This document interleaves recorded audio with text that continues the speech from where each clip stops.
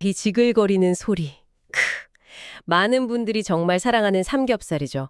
그런데 이걸 먹을 때마다 마음 한구석에는 늘 약간 찝찝함이 남아요. 이거 너무 기름진 거 아니야? 아, 콜레스테롤 괜찮을까? 뭐 이런 걱정 말이죠. 그래서 오늘은 바로 이 삼겹살, 특히 그 기름 있잖아요. 거기에 대한 놀라운 반전, 그리고 또 환상의 짝꿍으로 알려진 양배추에 대해 여러분께서 직접 보내주신 자료, 삼겹살과 양배추의 건강 비밀, 이걸 가지고 함께 좀 깊이 파고 들어보겠습니다. 우리가 흔히 가졌던 생각들을 뒤집어 볼 준비 되셨나요? 네, 여러분이 공유해 주신 이 자료들의 핵심은요. 돼지 기름이 뭐랄까 무조건 나쁘다 이런 통념에 정면으로 도전한다는 겁니다.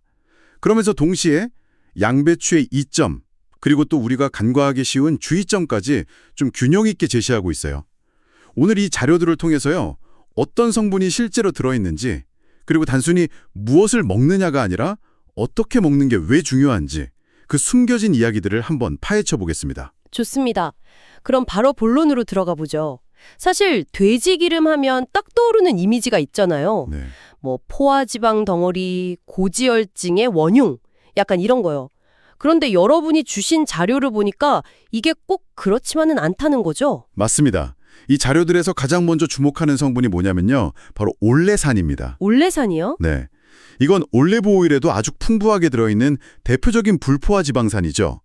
많은 분들이 돼지기름은 그냥 포화지방만 많다 이렇게 생각하시는데 의외로 이 올레산 함량이 상당하다는 점을 자료들이 지적하고 있습니다. 아, 그 올리브유에 많은 게 돼지 기름에도요? 정말 의외인데요. 보통 건강 생각해서 올리브유 따로 챙겨 먹는데 말이죠. 그렇죠. 근데 이 올레산이 혈관 속에 있는 그 나쁜 콜레스테롤, LDL이라고 하죠. 네네. 그 수치는 낮추고 좋은 HDL, 콜레스테롤은 뭐 유지하거나 높이는 데 도움을 줄 수 있다. 이런 연구 결과들을 제시하고 있어요. 아, 그럼 이게 구체적으로 어떤 도움을 준다는 건가요? 자료에선 특히 중장년층 건강하고 관련해서 언급하고 있던데요. 네, 특히 이제 40대 이상 되시면 걱정하시는 고혈압이나 동맥경화 예방에요. 긍정적인 영향을 줄 수 있다. 이런 가능성을 제시합니다. 물론 뭐 이것만 먹는다고 병이 낫는다는 건 절대 아니지만요. 그렇죠. 예방 차원에서. 네, 혈관 건강 지표 개선에 좀 도움을 줄 수 있다는 거죠. 또 흥미로운 점은 이 자료들 중 일부는요.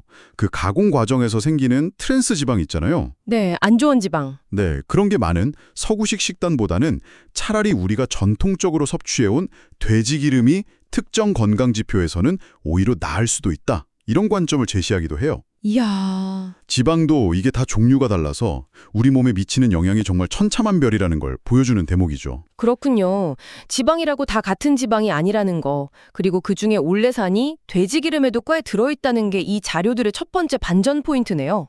근데 콜레스테롤 개선 효과 말고 또 다른 놀라운 점이 있다고요? 뼈 건강 이야기도 나오던데요. 바로 비타민 D입니다. 이것도 정말 의외의 사실이죠. 비타민 D요? 네. 우리가 비타민 D 하면 보통 햇볕을 쬐거나 뭐 등푸른 생선, 달걀 노른자 이런 음식을 떠올리잖아요. 네, 맞아요. 그런데 보내주신 자료에 따르면 돼지기름에도 생각보다 비타민 D가 함유되어 있다는 겁니다. 비타민 D까지요? 돼지기름에서요? 와, 이건 정말 상상도 못했어요. 네, 그리고 이 비타민 D가 칼슘 흡수를 도와서 뼈를 튼튼하게 하는 역할도 하지만 뭐 근육 기능 유지나 면역력 증진에도 필수적이라는 건 잘 아실 겁니다. 네네. 그런데 이 자료들에서 인용한 국내 대학병원 조사 결과를 보면 우리나라 65세 이상 노인분들의 무려 70%가 비타민 D 결핍 상태라고 해요. 70%요? 이야, 정말 높은데요? 네, 이게 생각보다 심각한 문제거든요. 특히 야외 활동 줄고 실내 생활 많이 하는 현대인들한테는 더 그럴 수 있고요. 맞아요. 햇볕 쬐기 더 어렵고. 그렇죠. 이런 상황에서 돼지기름이 비타민 D의 또 다른 공급원이 될 수 있다는 점, 특히 흡수율 높은 지용성 비타민이라는 점에서 주목할 만하다, 이렇게 자료는 설명합니다. 와, 노인 인구 70%가 비타민 D 결핍이라니 정말 높은 수치네요. 햇볕 쬐기도 어렵고 음식으로 챙겨 먹기도 쉽지 않은데 삼겹살 먹으면서 비타민 D도 보충할 수 있다면 이건 진짜 희소식인데요. 근데 또 있어요. 자료를 보면 피로 해소나 활력과 관련된 비타민 이야기도 있던데요. 네, 맞습니다. 바로 비타민 B군, 구체적으로는 B1, B2, B6 같은 영양소들인데요. 이 비타민들이 우리가 먹은 탄수화물, 그러니까 포도당을 에너지로 바꾸는 과정에 꼭 필요하거든요. 아, 에너지 대사. 네. 그리고 신경계 기능을 유지하는 데도 중요한 역할을 하고요. 흔히 우리가 기운 없다, 머리가 멍하다 이렇게 느낄 때 이런 비타민 B군 부족이 원인 중 하나일 수 있습니다. 아, 그래서 삼겹살 먹고 나면 괜히 막 힘이 나는 것 같기도 하고 그랬나 봐요. 그냥 고기 먹어서 그런 줄 알았는데. 그럴 수도 있죠. 보내주신 자료 중에는 미국의 한 대규모 연구 결과를 인용하면서 50대 이상 성인의 60% 이상이 비타민 B군 결핍을 경험한다. 그리고 이게 만성 피로나 인지 기능 저하랑 연관될 수 있다. 이렇게 지적하는 내용도 있어요. 60%나요? 이것도 많네요. 네. 물론 피로의 원인은 아주 다양하겠지만요. 그래도 돼지기름 섭취가 이런 비타민 B군을 일부 보충해주면서 에너지 생성이나 활력 회복이 어느 정도 기여할 가능성이 있다는 점을 시사하는 거죠. 알겠습니다. 비타민 B군이 에너지 대사랑 신경 안정에 중요하다는 거, 그리고 돼지기름에도 이게 들어있다는 점까지 확인했네요. 또 흥미로웠던 게 동의보감 이야기도 나오더라고요. 예로부터 돼지기름을 피부에 사용했다 이런 기록이 있다고요. 그렇습니다. 여러분이 보내주신 자료 중에 동의보감 기록을 언급하는 부분도 있었죠. 동의보감에서는 돼지기름이 피부를 좀 윤택하게 하고 재생을 돕고 특히 겨울철 같은 때 피부 트거나 갈라지는 거 있잖아요. 네, 있죠. 그걸 막는 데 효과가 있다 이렇게 기록하고 있습니다. 이게 그냥 민간요법이 아니라 전통 의학서에 기록된 내용이라는 점이 흥미롭죠. 이야, 옛 어른들의 지혜가 담겨 있었네요. 그럼 현대 과학적인 근거도 있나요? 네, 있습니다. 현대 연구에서도 이걸 뒷받침하는 결과들이 있는데요. 자료에 따르면 돼지기름 속에 있는 글리세롤하고 레시틴 같은 성분들이요. 글리세롤하고 레시틴이요? 네, 이게 피부 보습이나 세포막 구성, 그리고 피부 장벽 강화에 도움해 줄 수 있다는 사실이 밝혀졌습니다.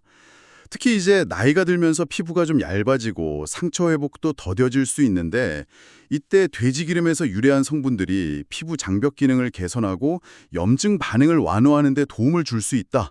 이런 연구 논문들도 언급되고 있어요. 아, 실제로 그래서 일부 화장품에도 쓰이고 그런 건가요? 네, 맞습니다. 일부 보습제나 화장품 원료로도 활용되고 있고요. 와, 정말 돼지기름에 대한 오해가 많았다는 생각이 되네요.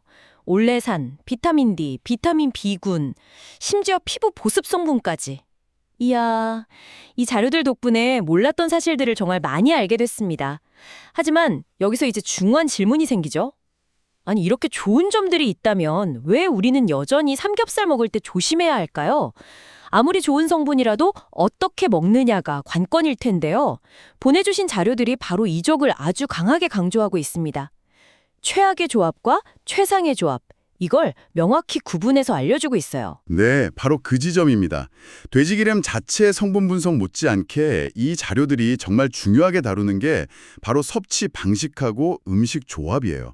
어떤 음식하고 같이 먹느냐에 따라서 돼지기름의 장점은 가려지고 오히려 건강에 해로운 영향을 미칠 수 있다는 거죠.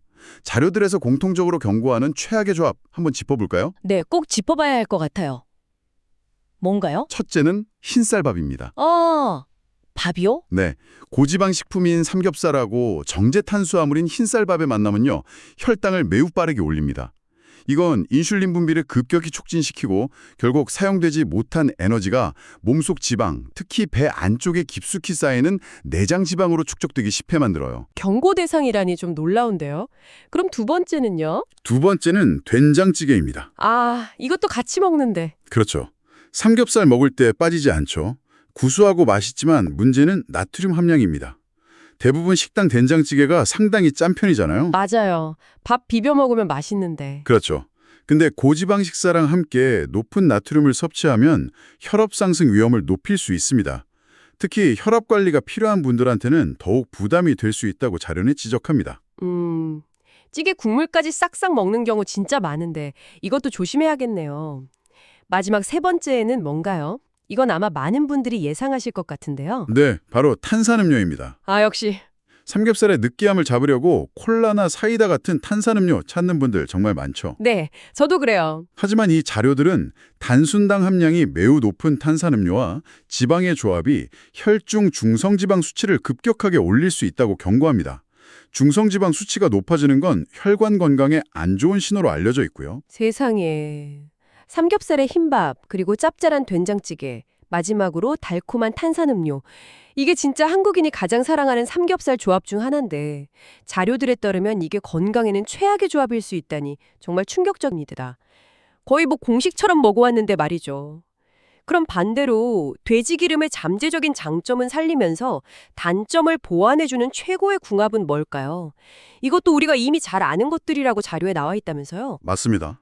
아주 익숙한 것들이에요. 바로 양배추와 마늘이죠. 아, 양배추랑 마늘이요. 네, 우리가 삼겹살 먹을 때 쌈채소에 마늘 한 점 딱 올려 먹는 그 방식 있잖아요. 네네. 여러분이 보내주신 자료들에 따르면 그게 영양학적으로도 아주 현명한 선택이었다는 겁니다. 이야, 역시 쌈 문화가 답이었군요. 구체적으로 어떤 이유 때문인가요? 우선 양배추에는요, 위 점막을 보호하고 손상된 조직의 재생을 돕는 걸로 알려진 비타민 U하고 K가 풍부해요. 아, 위보. 네. 그리고 식이섬유랑 다양한 항산화 성분이 많아서 돼지기름 같은 지방의 소화를 돕고 위장에 가해지는 부담을 좀 줄여줄 수 있습니다. 자료에서는 양배추가 지방 섭취 때문에 생길 수 있는 위장 내 염증 반응을 완화하는 데 도움을 줄 수 있다. 이런 연구 결과도 제시하고 있고요. 오, 그렇군요. 그럼 마늘은요? 그리고 마늘의 핵심 성분은 역시 알리신이죠. 네, 알리신.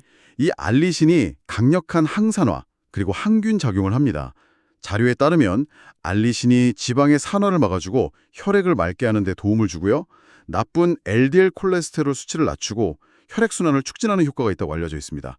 돼지고기 특유의 잡내 잡아주는 역할도 하고요. 그렇군요. 그럼 진짜 삼겹살 먹을 때 생양배추 쌈이나 찐 양배추를 곁들이고 구운 마늘이든 생마늘이든 함께 먹는 게 정말 좋은 방법이었네요. 자료에 혹시 추가적인 팁 같은 것도 있었나요? 네, 있었습니다. 추가 팁으로 올리브 오일 활용법이 언급된 자료도 있었는데요. 아, 올리브 오일이요? 네. 어떻게? 예를 들어서 양배추를 샐러드 형태로 먹을 때 드레싱으로 올리브 오일을 사용하면요.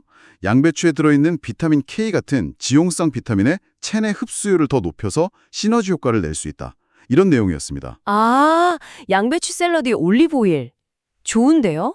네, 결국 삼겹살을 먹되 밥이나 찌개, 탄산음료보다는 신선한 채소, 특히 양배추와 마늘을 충분히 곁들여 먹는 것, 이게 이 자료들이 제안하는 핵심적인 건강 섭취법이라고 할 수 있겠습니다. 정말 중요한 정보네요. 삼겹살 자체보다는 무엇과 함께 먹느냐가 핵심이라는 것 꼭 기억해야겠습니다. 그런데 말이죠. 양배추가 이렇게 위에도 좋고 궁합도 좋다고 알려져 있지만 여러분이 보내주신 자료는 양배추 섭취할 때 주의해야 할 점도 분명히 짚어주고 있어요. 이게 무조건 좋기만 한 건 아니라는 거죠? 그렇습니다. 모든 음식에는 양면성이 있다는 점을 기억하는 게 중요합니다. 아무리 건강에 좋은 음식이라도 특정 건강 상태를 가진 분들한테는 주의가 필요하거나 또 너무 많이 먹으면 오히려 문제가 될 수 있거든요. 양배추 역시 예외는 아니라고 이 자료들은 설명합니다. 어떤 점들을 주의해야 할까요? 자료에서 언급하는 주의점은 크게 3가지인데요. 첫째는 위산 역류 증생이 있는 경우입니다. 속쓰림이 있는 분들? 네, 양배추가 일본적으로 위벽 보호 효과가 있다고 알려져 있지만 섬유질이 풍부해서 소화 과정에서 가스를 좀 많이 생성할 수 있어요. 경우에 따라서는 이게 오히려 위산 분비를 자극하거나 복압을 높여서 속쓰림이나 역류 증상을 악화시킬 수도 있다는 겁니다. 특히 생양배추를 한 번에 너무 많이 먹었을 때 그럴 수 있다고 하네요. 아, 생으로 많이 먹으면 그럴 수 있군요. 두 번째는요? 둘째는 갑상선 기능 저하증이 있는 분들입니다. 갑상선이요? 양배추랑요? 네, 양배추를 포함한 십자화과 채소에는요, 소량의 고이트로겐이라는 성분이 들어있어요. 이 성분이 갑상선 호르몬 생성에 필요한 요오드의 체내 흡수를 방해할 수 있는 잠재적인 가능성이 있습니다. 그럼 먹으면 안 되는 건가요? 아니요, 그거 맞은비로 자료에서도 강조하듯이 일상적인 양을 먹는 것은 대부분 문제가 되지 않습니다. 너무 걱정하실 필요는 없고요. 다만 갑상선 기능에 이미 문제가 있는 분이라면 과다하게 섭취하는 것은 피하는 게 좋고 또 익혀 먹으면 이 고이트로겐 성분이 상당 부분 줄어든다고 합니다. 아, 다행이네요. 익혀 먹으면 괜찮군요. 이것도 중요한 정보네요. 마지막 세 번째는 뭔가요? 셋째는 저혈압이 있는 경우입니다. 저혈압이요? 네, 일부 연구에서 양배추가 혈압을 낮추는 데 도움을 줄 수 있다 이런 결과가 있는데 이게 반대로 생각하면 평소 혈압이 낮은 분들한테는 과잉 섭취 시 혈압을 더 떨어뜨려서 어지럼증 같은 걸 유발할 수도 있다는 의미가 되거든요. 따라서 저혈압이 있다면 양배추를 너무 많이 먹는 것은 주의해야 한다, 이렇게 자료는 조언합니다. 그렇군요. 위산역류, 갑상선 기능 저하증, 저혈압 이런 특정 상태에 있는 분들은 양배추도 무조건 많이 먹는 게 능사는 아니라는 거네요. 흔히 위 안 좋다고 양배추죽 같은 거 과하게 드시는 경우도 있는데 이것도 개인의 상태에 따라서 신중해야 할 필요가 있겠습니다. 이야, 이 자료들 덕분에 양배추의 또 다른 얼굴을 보게 된 것 같습니다. 역시 어떤 음식이든 균형이 중요하군요. 자, 오늘 여러분이 보내주신 자료들을 통해 삼겹살과 양배추에 대한 정말 흥미로운 사실들을 많이 파헤쳐봤습니다. 단순히 돼지 기름은 나쁘고 양배추는 좋다 이런 흑백 논리에서 벗어나야 한다는 점이 분명해진 것 같아요. 네, 맞아요. 돼지 기름 속 올레산, 비타민 D, 비군 같은 의외의 성분들을 발견했고 동시에 이 모든 것보다 중요한 건 어떻게 먹느냐, 즉 음식의 조합이 건강에 미치는 영향이 결정적이라는 것을 다시 한번 확인했습니다. 흰쌀밥, 짠찌개, 단 음료 대신 양배추, 마늘과 함께 즐기는 것이 훨씬 현명한 선택이라는 거죠. 맞습니다. 더 넓은 시각에서 보면요, 이 자료들이 보여주는 건 어쩌면 우리 전통 식문화 속에 이미 녹아있던 건강의 지혜일지도 모릅니다. 삼겹살을 다양한 쌈채소랑 마늘, 고추 이런 것들과 함께 먹었던 방식이 단순히 맛의 조화를 넘어서 영양학적으로도 지방 섭취의 부담을 줄이고 균형을 맞추려는 본능적인 시도였을 수 있다는 거죠. 아, 일리가 있네요. 네. 중요한 것은 특정 음식을 먹느냐 마느냐의 문제를 넘어서 어떻게 조합하고 얼마나 조절하며 먹는지가 우리 건강에 미치는 총체적인 영향을 이해하는 것이라고 생각합니다. 이 자료들은 바로 그 점을 강조하고 있고요. 정말 공감합니다. 자, 오늘 이 이야기를 들으신 여러분, 다음에 삼겹살을 드실 기회가 생긴다면 오늘 나눈 이야기들을 한번 떠올려 보시면 어떨까요? 예를 들어서 밥량은 평소보다 조금 줄이는 대신에 양배추쌈이나 다른 채소를 2배로 늘려보는 겁니다. 좋은 방법이죠. 그리고 목이 마를 땐 탄산음료 대신 시원한 물이나 녹차 같은 걸 선택하고 찌개는 국물보다는 건더기 위주로 드시면서 나트륨 섭취를 의식적으로 줄여보는 거죠. 이런 작은 실천들이 하나하나 모여서 여러분의 혈관 건강, 위장 건강, 나아가서는 면역력까지 지키는 소중한 습관이 될 수 있습니다. 이 자료들이 제안하는 것처럼 맛있게 먹으면서도 건강을 함께 챙길 수 있다면 그것이야말로 정말 최고의 식탁 아닐까요? 마지막으로 여러분께 질문 하나 던지면서 마무리할까 합니다. 오늘 우리가 깊이 들여다본 삼겹살과 양배추처럼 혹시 여러분이 그동안 이건 몸에 안 나쁠 거야 라고 막연히 생각해왔거나 혹은 반대로 이건 무조건 건강에 좋아 라고 맹신했던 다른 음식들 중에도요, 우리가 미처 몰랐던 숨겨진 반전이나 주의해야 할 점들이 있지는 않을까요? 오늘 이 시간이 여러분의 식탁을 조금 더 깊이 있고 또 균형 잡힌 시각으로 바라보는 작은 계기가 되었기를 바랍니다.